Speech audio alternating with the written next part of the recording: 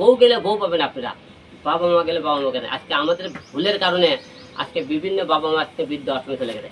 বউ বাবা মা দেখতে পেলে বউ ছেড়ে দেন, বউ দরকার, বউ গেলে বউ পাবো, কিন্তু বাবা মা আপনি পৃথিবীতে দেখাছে এই বাবা মা খারাপ যাবে না। আজকে আমরা পুরুষ কতটা নির্যাতিত হই জানেন, ঘরের মধ্যে নির্যাতিত হই, কিন্তু পুরুষ কিন্তু ছেলেদের কাছে বাইরের সমাজের কাছে বলতে পারে না আমার বউ আমাকে মারে, কি আমার মায়ের কাছে গেলে আমার বউ হলে ঘরের দরজা বন্ধ করে তো বাইরে দাঁড়িয়ে হয়।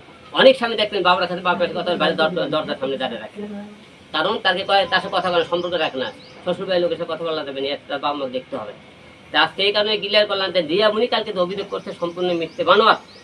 সে একজন কোরআন শরীফ হাটত করলে বলতে পারে যে সে তার বাবা মা, যে আমার বাবা হসপিটালে থাকলে সে আইসিতে ছিল, সে গেছিল দেখা সেবা করছে, এবং মনে করেন সে মিউজিক ভিডিওগুলো করছে, সে আগেকার কথা বলছে, সে এই বললো যে এখনকার তুমি হয় না হয় সে কোরআন শরীফে হাত দিয়ে এই কথাগুলো প্রমাণ করে আপনিতে। আর আমি যদি কোনো মিথ্যে কথা বলি বলে আল্লাহ যেন জবান বন্ধ করে দেয়, আমার এই কথাগুলো মিথ্যে, আল্লাহ যেন জবান বন্ধ করে দেয়।